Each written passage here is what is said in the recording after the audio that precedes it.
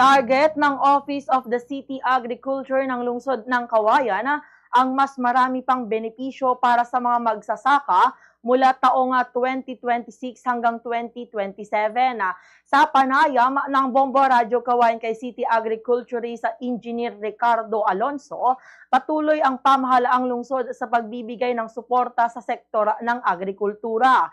Anya, ngayong taon pa lamang ay marami ng benepisyong na ipagkaloob sa mga magsasaka sa lungsod, kabilang dito ang libreng binhiya at abono na ipinamahagi sa mga rehistradong magsasaka na miyembro ng Registry System for Basic Sectors in Agriculture or RSBSA batay sa lawak ng kanilang sinasakang lupa. Para sa wet season ng taong 2026, nasa mahigit kumulang 7,815 na hektarya ng lupang sakahan ang mabibigyan ng libreng binhiya. Samantala, para naman sa dry season, mahigit 8,000 na hektarya ang target na mapagkalooban ng libreng binhiya. Dagdag pa niya, lahat ng mga makakatanggap ng binhi ay bibigyan din ng kaukulang abono upang mas mapalakas ang ani ng mga magsasaka.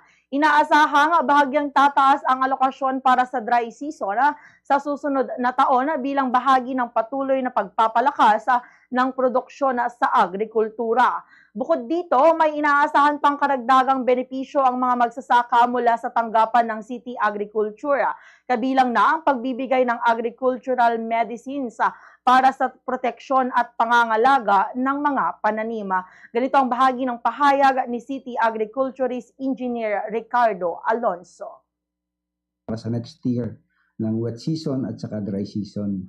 At I'm happy to inform din yung ating pong mga kababayang mga magsasaka na for next year, next season, itong wet season ay meron tayong hybrid dry seeds na allocation na 5,215 hectares. At inbred naman, meron tayong 2,600 hectares. So, a total of 7,815 hectares ang mabibigyan natin ng libreng mga binhi para sa wet season 2026. At para sa dry season naman, 2026-2027, ay medyo nadagdagan ang ating pong hybrid kasi mas malaki yung ina-allocate sa atin ng hybrid during dry season kasi maganda yung panahon ng mga dry season, panag-araw at maganda din yung ani. Kaya meron tayong allocation na 7,830 hectares para sa hybrid at para sa inbred naman is 1,557 hectares. Bahagyang bumaba naman ang kaso